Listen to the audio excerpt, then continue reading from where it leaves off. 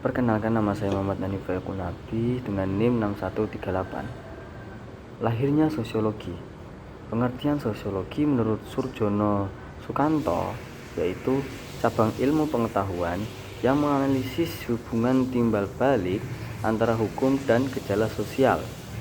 Sosiologi hukum diperkenalkan oleh Ancelotti pada tahun 1882 yang dipengaruhi juga oleh 3 disiplin ilmu. Yang pertama yaitu filsafat hukum, yang kedua ilmu hukum, dan yang ketiga sosiologi yang berorientasi pada hukum. Kemudian ruang lingkup sosiologi hukum dibagi menjadi 2. Yang pertama ada dasar-dasar sosial dari hukum, dan yang kedua efek-efek hukum terhadap gejala sosial lainnya. Nah, selanjutnya karakteristik kajian sosiologi hukum adalah fenomena hukum di dalam masyarakat dalam mewujudkan deskripsi, penjelasan, pengungkapan, dan juga prediksi. Kemudian ada 2 metode pendekatan sosiologi hukum. Yang pertama, pengkajian hukum melalui pendekatan yuridis normatif. Kemudian yang kedua ada pendekatan yuridis empiris.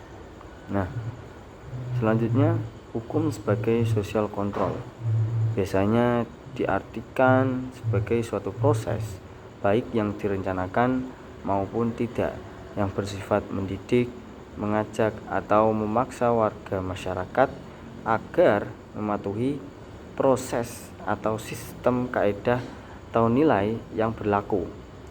Penyimpangan nilai yang ideal dalam masyarakat dapat dicontohkan pencurian, penzinahan hutang, pembunuhan, dan lain sebagainya. Kemudian apa sih kegunaan sosial hukum? Yang pertama, memberikan kemampuan pemahaman hukum dalam konteks sosial. Yang kedua, memberikan kemampuan untuk menganalisis efektivitas hukum dalam masyarakat.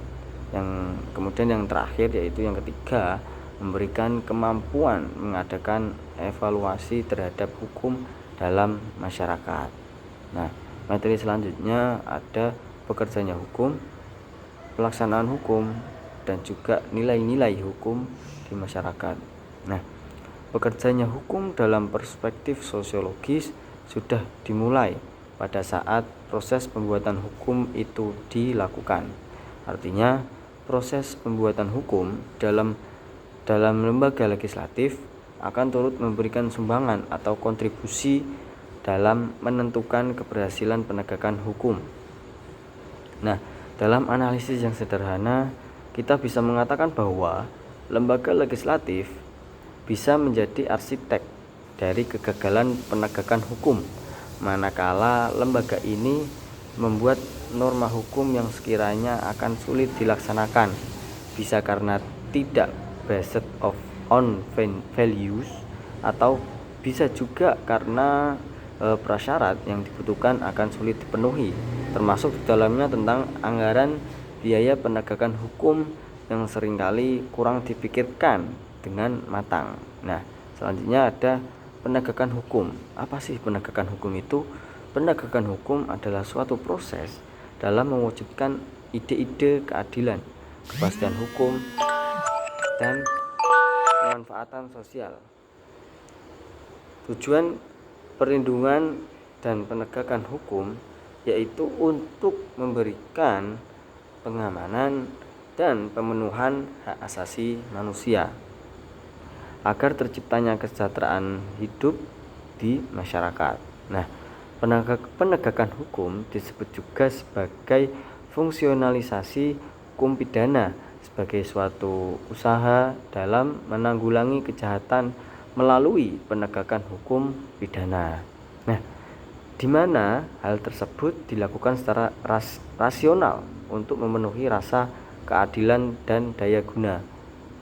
Penegakan hukum bisa tercapai jika masyarakat mengetahui siapa saja yang termasuk penegak hukum, institusi atau aparat yang melakukan penegakan hukum di Indonesia, yaitu diantaranya ada kepolisian, kejaksaan, badan peradilan, dan juga advokat. Kemudian ada contoh-contoh tindakan penegakan hukum di masyarakat. Yang pertama yaitu pemberian vonis terhadap pelaku kejahatan. Kemudian ada pengadilan memberikan hukuman berat kepada terdakwa kasus korupsi. Kemudian polisi memberikan surat tilang ke pengendara yang melanggar aturan lalu lintas.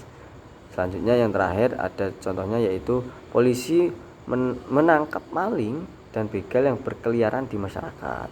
Nah, secara umum beberapa poin yang menjadi alasan kenapa penegakan hukum itu penting di Indonesia. Yang pertama, agar bisa menjaga keadilan sosial. Yang kedua, membangun kultur hukum yang kuat. Yang ketiga, menjaga ketertiban, keadilan, dan juga perkembangan nasional. Yang terakhir, menjaga kedaulatan negara. Selanjutnya, yaitu nilai-nilai hukum di masyarakat.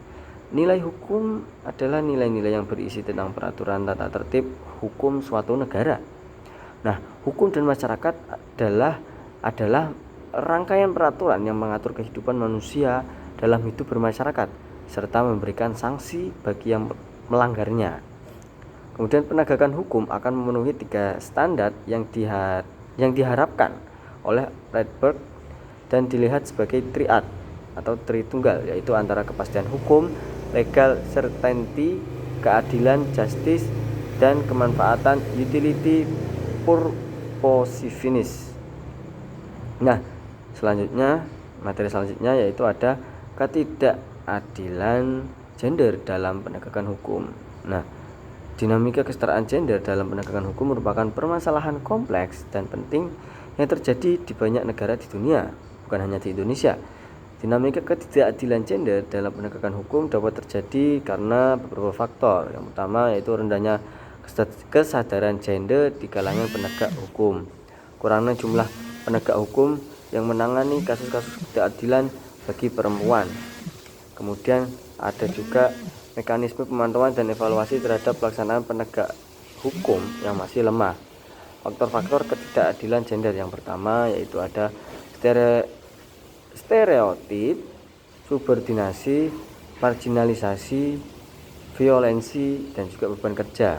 Nah, kemudian selanjutnya ada perubahan sosial. Apa sih perubahan sosial itu? Perubahan sosial adalah bentuk peralihan yang merubah tata kehidupan masyarakat yang berlangsung terus-menerus karena sifat sosial yang dinamis dan bisa terus berubah. Faktor pendorong terjadinya perubahan sosial yang perlu diketahui agar bisa mengenali gejala terjadinya perubahan sosial. Yang pertama, adanya penemuan baru. Yang kedua, pengaruh jumlah penduduk.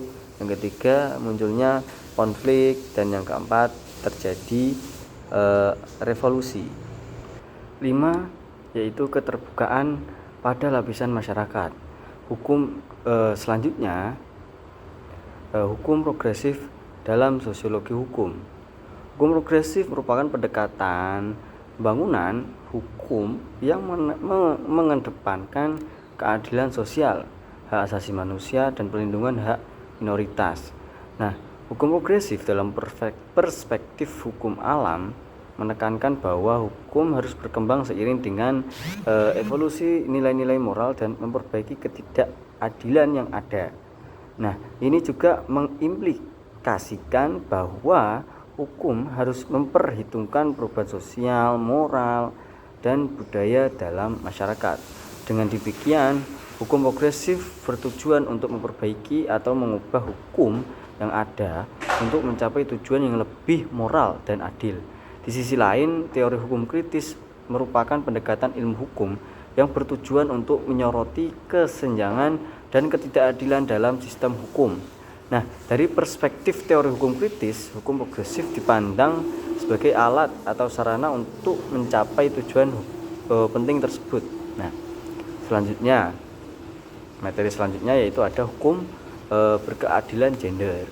Nah, kerentanan perempuan dalam konteks hukum melibatkan sejumlah isu yang mencerminkan ketidaksetaraan, diskriminasi, dan risiko ketidakadilan yang mungkin dihadapi oleh perempuan. Nah, ada beberapa aspek kerentanan perempuan.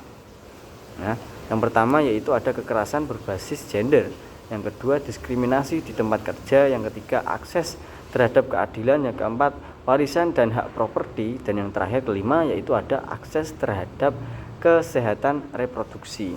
Nah, kesetaraan gender juga ada landasan hukumnya, yaitu yang pertama ada pasal 27 ayat 1 Undang-Undang Dasar 1945. Yang kedua ada Undang-Undang Dasar nomor 7 tahun 1984. Nah, metode hukum feminis adalah pendekatan dalam penelitian hukum yang memeriksa hukum dan sistem hukum dengan memperhatikan ketidaksetaraan gender dan mencari pemahaman lebih lanjut tentang bagaimana hukum dapat mempengaruhi perempuan secara khusus. Kemudian ada beberapa metode hukum feminis, yaitu yang pertama ada analisis seksisme dalam hukum, yang kedua ada analisis struktural, yang ketiga ada analisis bahasa hukum, yang keempat pendekatan sejarah, kemudian yang terakhir yang kelima yaitu ada teori hukum feminis.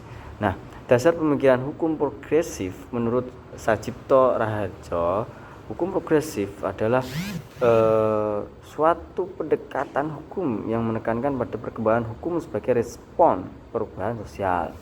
Hukum dan perubahan sosial saling terkait, dan hukum yang responsif terhadap perubahan sosial dianggap lebih relevan dan efektif dalam memenuhi kebutuhan masyarakat.